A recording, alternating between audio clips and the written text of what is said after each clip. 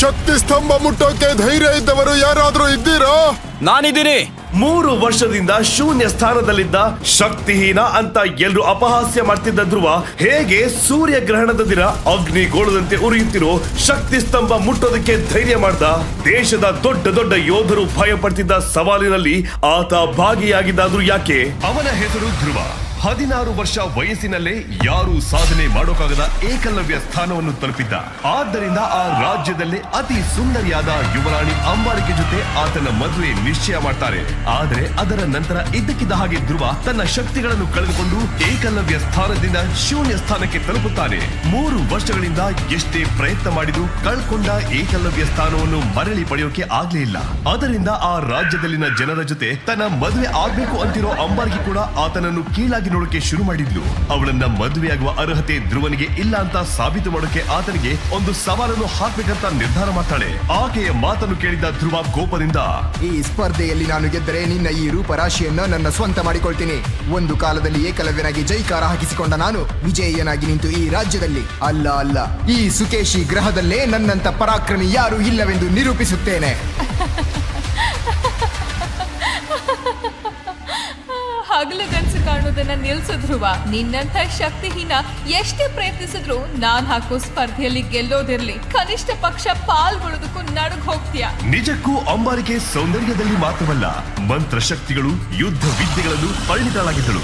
ಅವಳನ್ನು ತನ್ನವಳನ್ನಾಗಿ ಮಾಡಿಕೊಳ್ಳಬೇಕು ಅಂತ ಪಕ್ಕದ ರಾಜ್ಯಗಳಿಂದ ರಾಜರು, ಯುವರಾಜರು ಎಷ್ಟೋ ಮಂದಿ ತುದಿಗಾಲಲ್ಲಿ ಕಾಯ್ತಿದ್ರು. ಧ್ರುವನೊಂದಿಗೆ ಅಹಂಕಾರದಿಂದ ಮಾತನಾಡುತ್ತಿರುವ ಅಂಬಾಲಿಕೆಯನ್ನು ಧ್ರುವ ಕೋಪದಿಂದ ನೋಡುತ್ತಾ, ಮಾತು ನಿಲ್ಲಿಸಿ, ಮೊದಲು ಸ್ಪರ್ಧೆ ಏನೆಂದು ಹೇಳು, ಆಮೇಲೆ ನೋಡೋಣ ನಾನು ಹೆದರ್ಕೋತೀನಾ ಅಥವಾ ನಿನ್ನನ್ನೇ ಹೆದರ್ಸ್ತೀನಾ ಅಂತ.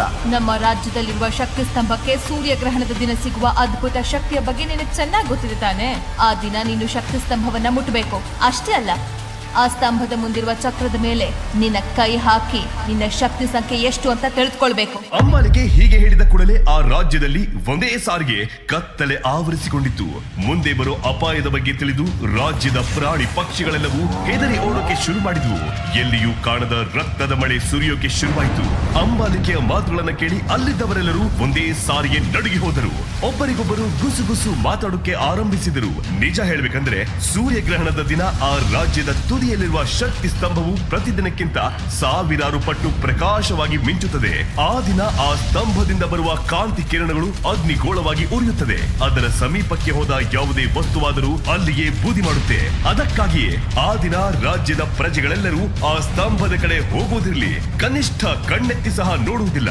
ಈಗ ಅಲ್ಲಿಗೆ ಧ್ರುವ ಹೋಗಿ ಅದನ್ನು ಮುಟ್ಟುವುದು ಎಂದರೆ ಅವನ ಪ್ರಾಣ ಹೋಗುವುದೇ ಆಗಿತ್ತು. ಏನು ಧ್ರುವ, ಯೋಚನೆಯಲ್ಲಿ ಮುಳುಗೋಗಿರೋ ಹಾಗಿದೆ? ಮೊದ್ಲೇ ಹೇಳಿದ್ದೆ ಅಲ್ವೇ, ಸವಾಲ್ ಕೇಳಿದ್ರೆ ಸಾಕು ನಡುಗ್ ಹೋಗ್ತೀಯ ಅಂತ. ಇದು ನಿನ್ ಕೈಲಾಗಲ್ಲ ಅಂತಾದ್ರೆ ಹೇಳು, ನೀನ್ ಕಟ್ಬೇಕಿರೋ ತಾಳಿನ ಎಲ್ಲರೂ ನೋಡ್ತಿರುವಾಗ ನಾನೇ ನಿನ್ ಕುತ್ತಿಗೆಯಲ್ಲಿ ಕಟ್ಟಿ ಎಲ್ಲರ ಮುಂದೆನೆ ನಿನಗ್ ಸೀರೆಯಿಂದ ಸಿಂಗರಿಸ್ತೀನಿ. ಅವಳ ಮಾತುಗಳನ್ನು ಕೇಳಿದ ಧ್ರುವನ ತಂದೆ, ಒಂದು ರಾಜ್ಯಕ್ಕೆ ಮಹಾರಾಜನಾದ ಅರುಣೇಂದ್ರ, ಅಮ್ಮ ಅಂಬಾಲಿಕೆ, ಇಂತಹ ಸವಾಲು ಹಾಕಿ ಅವನ ಪ್ರಾಣದ ಜೊತೆ ಆಟ ಆಡಬೇಡ. ಆ ದಿನ ಶಕ್ತಿ ಸ್ತಂಭವನ್ನ ಜನ ದೂರದಿಂದ ನೋಡೋಕ್ಕೂ ಎಲ್ರೂ ಭಯ ಪಡ್ತಾರೆ. ಅಂತಾದ್ರಲ್ಲಿ ನೀನು ಧ್ರುವನನ್ನು ಅದರ ಹತ್ತಿರಕ್ಕೆ ಹೋಗೋಕೆ ಹೇಳ್ತಿದ್ಯಾ? ನನ್ನ ಮಗನಿಗೆ ಏನಾದ್ರೂ ಆದ್ರೆ ನನ್ನ ವಂಶ ನನ್ನೊಂದಿಗೆ ಅಂತ್ಯವಾಗುತ್ತೆ. ಚಿಕ್ಕೋಳೆ ಆದ್ರೂ ನಿನ್ನ ಕಾಲ್ ಹಿಡಿದು ಬೇಡ್ಕೋತೀನಿ ಎಂದು ಕಣ್ಣೀರು ಹಾಕ್ತಾ ಕೈ ಮುಗಿದು ಮೊಣಕಾಲೂರಿ ಕೂತು ಅಂಬಾಲಿಕೆ ಹತ್ರ ಬೇಡಿಕೊಂಡರು. ಚಿಕ್ಕ ವಯಸ್ಸಿನಿಂದಲೂ ತನ್ನ ತಂದೆ ಎಲ್ಲರಿಗೂ ಆದೇಶಗಳನ್ನು ನೀಡುತ್ತಿದ್ದರು, ತಪ್ಪು ಮಾಡಿದವರಿಗೆ ಶಿಕ್ಷೆ ನೀಡುತ್ತಿದ್ದರು. ಆದರೆ ಹೀಗೆ ತಾನು ಮಾಡದ ತಪ್ಪಿಗೆ ಒಂದು ಹುಡುಗಿ ಕಾಲುಗಳ ಮೇಲೆ ಬಿದ್ದಿರುವ ತನ್ನ ತಂದೆಯನ್ನು ನೋಡಿ ಧ್ರುವನಿಗೆ ಒಂದೇ ಸಾರಿಗೆ ಕೋಪ ಉಕ್ಕಿ ಬಂತು.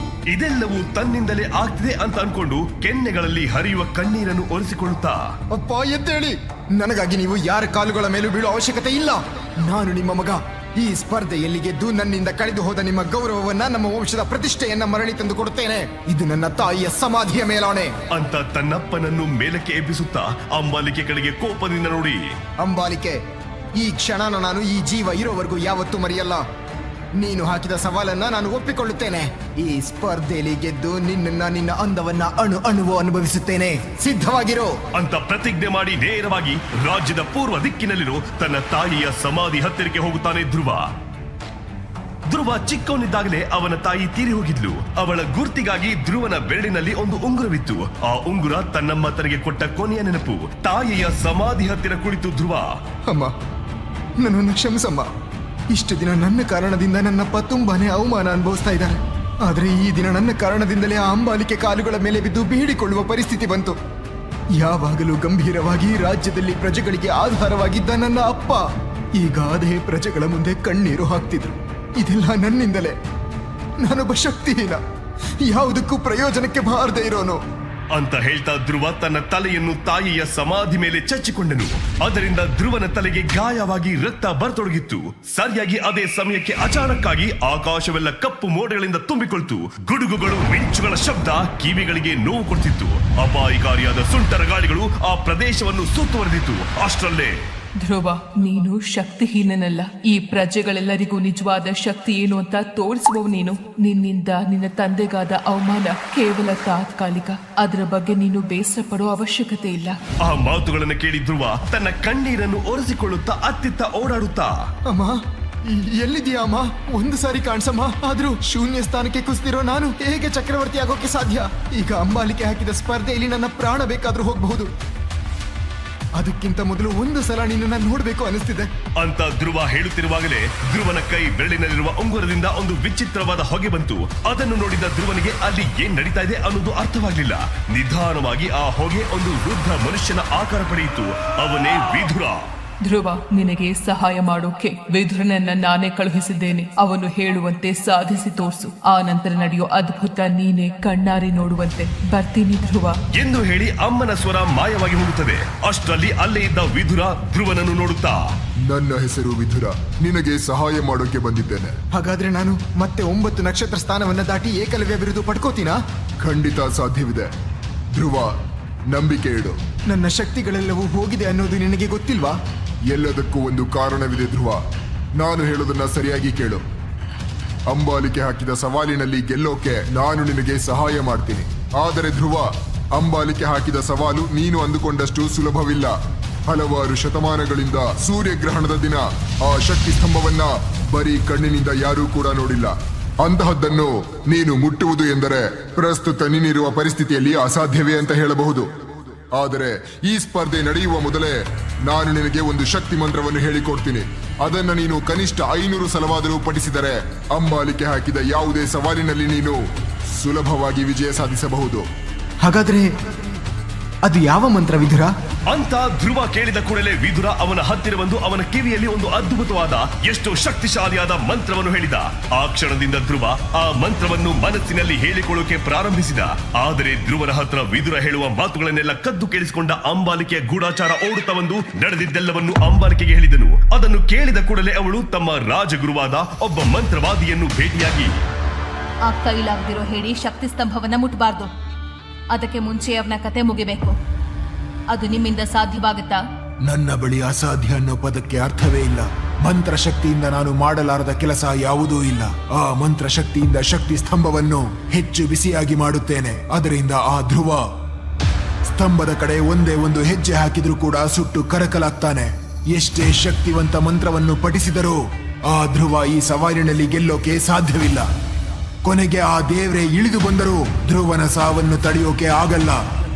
ನೋಡ್ತಾ ಇರು. ಹೀಗೆ ಆ ಮಾಂತ್ರಿಕ ಹೇಳಿದ ಕೂಡಲೇ ಅಂಬಾಲಿಕೆ ಆನಂದದಿಂದ ಅವನಿಗೆ 1000 ಚಿನ್ನದ ನಾಣ್ಯಗಳನ್ನು ಕೊಟ್ಟು ಸಂತೋಷಪಡಿಸಿದಳು. ಮರುದಿನ ಧ್ರುವ ವಿಧುರ ಹೇಳಿದ ಶಕ್ತಿ ಮಂತ್ರಗಳನ್ನು ಪಠಿಸುತ್ತಾ ಅಂಬಾಲಿಕೆ ಹಾಕಿದ ಸವಾಲಿನಲ್ಲಿ ಭಾಗವಹಿಸೋಕೆ ಸಿದ್ಧನಾದನು. ಅಲ್ಲಿ ನಡೆಯುವ ಸ್ಪರ್ಧೆಯನ್ನು ನೋಡಲು ಸುತ್ತಮುತ್ತಲ ರಾಜ್ಯಗಳಿಂದ ಸಾವಿರಾರು ಪ್ರಜೆಗಳು ಬಂದು ಸೇರಿದರು. ದೂರದಲ್ಲಿ ಕಾಣುತ್ತಿದ್ದ ಶಕ್ತಿ ಸ್ತಂಭವನ್ನು ನೋಡೋಕು ಕೂಡ ಅಲ್ಲಿನ ಜನರು ಹೆದರುತ್ತಾ ಇದ್ರು. ಆದರೆ ಧ್ರುವನ ಉಂಗುರದಲ್ಲಿದ್ದ ವಿಧುರ, ಧ್ರುವ, ನಿಲ್ಲು. ನೀನು ಈ ಸ್ಪರ್ಧೆಯಲ್ಲಿ ಭಾಗವಹಿಸಬೇಡ. ಇಲ್ಲಿ ಏನೋ ತಪ್ಪು ನಡೆದಿದೆ. ಆ ಶಕ್ತಿ ಸ್ತಂಭ ಸೂರ್ಯಗ್ರಹಣದ ದಿನ 1000 ಪಟ್ಟು ಹೆಚ್ಚು ಪ್ರಕಾಶಿಸುತ್ತದೆ. ಅದನ್ನು ತಡೆದುಕೊಳ್ಳಲು ನಾನು ನಿನಗೆ ಮಂತ್ರವನ್ನು ಹೇಳಿದ್ದೆ. ಆದರೆ ಈಗ ಆ ಸ್ತಂಭ ಇನ್ನೂ ಹೆಚ್ಚಾಗಿ ಉರಿತಿದೆ. ಹತ್ತಿರ ಹೋದರೆ ನಿನ್ನ ಪ್ರಾಣಕ್ಕೆ ಪ್ರಮಾದ. ನಿಲ್ಲು ಧ್ರುವ. ಇಲ್ಲ ವಿಧುರ, ಏನಾದರೂ ಆಗ್ಲಿ ನಾನು ಈ ಸ್ಪರ್ಧೆಯಲ್ಲಿ ಗೆದ್ದೇ ತೀರಬೇಕು. ಇದು ನನಗೆ ಮಾತ್ರ ಪರೀಕ್ಷೆಯಲ್ಲ, ನನ್ನ ವಂಶದ ಚರಿತ್ರೆ ಮತ್ತದರ ಪ್ರತಿಷ್ಠೆಯ ಪ್ರಶ್ನೆ. ಏನಾದರೂ ಆಗಲಿ ನಾನು ಮಾತ್ರ ಹಿಂದೆ ಸರಿಯೋ ಮಾತೇ ಇಲ್ಲ. ಹೀಗೆ ವಿದುರ ಹೇಳಿದ ಮಂತ್ರವನ್ನು ಜಪಿಸುತ್ತಾ ಧ್ರುವ ಒಂದೊಂದೇ ಹೆಜ್ಜೆ ಮುಂದೆ ಹಾಕುತ್ತಿದ್ದ. ಧ್ರುವ ಹೆಜ್ಜೆ ಮುಂದೆ ಹಾಕುವಷ್ಟರಲ್ಲಿ ಅಲ್ಲಿನ ಜನರಲ್ಲಿ ಭಯ ಹೆಚ್ಚಾಗ್ತಾ ಇತ್ತು. ಧ್ರುವನ ತಂದೆ ತನ್ನ ಪ್ರಾಣನ ಕೈಲಿಡ್ಕೊಂಡು ತನ್ನ ಮಗನ ಜೀವಕ್ಕಾಗಿ ಬೇಡ್ಕೊತಿದ್ದ. ಮುಂದೆ ಹೋದಷ್ಟು ಆ ಶಕ್ತಿ ಸ್ತಂಭದ ಬಿಸಿ ಜ್ವಾಲೆಗಳು ಹೆಚ್ಚಾಗಿ ಅವನ ದೇಹವನ್ನ ಸುಡೋಕೆ ಶುರು ಮಾಡಿದ್ವು. ಆದರೂ ಧ್ರುವ ಹಿಂದೆ ಸರಿಯಲಿಲ್ಲ. ಮತ್ತೊಂದೆಡೆ ಕಪ್ಪು ಮೋಡಗಳು ಆಕಾಶವನ್ನು ಮುಚ್ಚಿಕೊಂಡವು. ಭೂಮಿ ಅಲ್ಲಾಡೋಕೆ ಶುರುವಾಯಿತು. ಸಮುದ್ರದಲ್ಲಿನ ಅಲೆಗಳು ಆಕಾಶದೆತ್ತರಕ್ಕೆ ಮೇಲೇರಿ ಬರ್ತಿತ್ತು. ಸುಂಟರ ಗಾಳಿ ಆ ಪ್ರದೇಶವನ್ನೆಲ್ಲ ಸುತ್ತುವರೆದಿತ್ತು. ಆ ಬೆಂಕಿ ಉಂಡೆ ಧ್ರುವನನ್ನು ಸುಡ್ತಾ ಇತ್ತು. ಹೀಗೆ ಪಂಚಭೂತಗಳೆಲ್ಲ ಪ್ರಪಂಚಕ್ಕೆ ಏನೋ ಹೇಳಲು ಪ್ರಯತ್ನ ಪಡ್ತಾ ವಿಕೃತವಾಗಿ ಪ್ರವರ್ತಿಸುತ್ತಿತ್ತು. ಆ ಕ್ಷಣದಲ್ಲಿ ಅಲ್ಲಿವರೆಗೂ ಯಾರು ಕಂಡು ಕೇಳಿರಿಯದ ಅದ್ಭುತ ಅಲ್ಲಿ ಅವನ ಕಣ್ಣೆದುರಿಗೆ ನಡೆದು ಹೋಯಿತು. ಎಲ್ಲ ಶಕ್ತಿಗಳನ್ನು ಹೊಂದಿದ ವಿದುರ ಮಂತ್ರ ತಂತ್ರಗಳನ್ನು ತಿಳಿದ ರಾಜಗುರು ಸಹಿತ ಆಶ್ಚರ್ಯ ಪಡುವಂತಹ ಅದ್ಭುತ ಅದು. ಎಲ್ಲರೂ ಬೊಂಬೆಗಳಾಗಿ ನಿಂತು ಆಶ್ಚರ್ಯ ಪಡುವ ಹಾಗೆ ಅಲ್ಲಿ ಏನಡಿತು? ಧ್ರುವ ಈ ಕಠಿಣವಾದ ಪರೀಕ್ಷೆಯಲ್ಲಿ ವಿಜಯ ಸಾಧಿಸುತ್ತಾನ? ಶಕ್ತಿ ಸ್ತಂಭಕ್ಕೆ ಇರುವ ಶಾಪ ಈ ಪರೀಕ್ಷೆಯಿಂದ ಪರಿಹಾರವಾಗುತ್ತಾ? ಧ್ರುವನ ಕೊನೆಯ ಹೆಜ್ಜೆ ಅವನ ಅಂತಿಮ ಹೆಜ್ಜೆ ಆಗಲಿದೆಯಾ? ಪಾಕೆಟ್ ಎಫ್ಎಂ ನಲ್ಲಿರೋ ಎಲ್ಲಾ ಶೋಗಳನ್ನ ಈಸಿಯಾಗಿ ಕೇಳಬಹುದು. ಈಗಲೇ ಡೌನ್ಲೋಡ್ ಮಾಡಿ ಪಾಕೆಟ್ ಎಫ್ಎಂ ಮತ್ತು ಕೇಳಿ ಯೋಧ. ಲಿಂಕ್ ಡಿಸ್ಕ್ರಿಪ್ಷನ್ನಲ್ಲಿ ಇದೆ.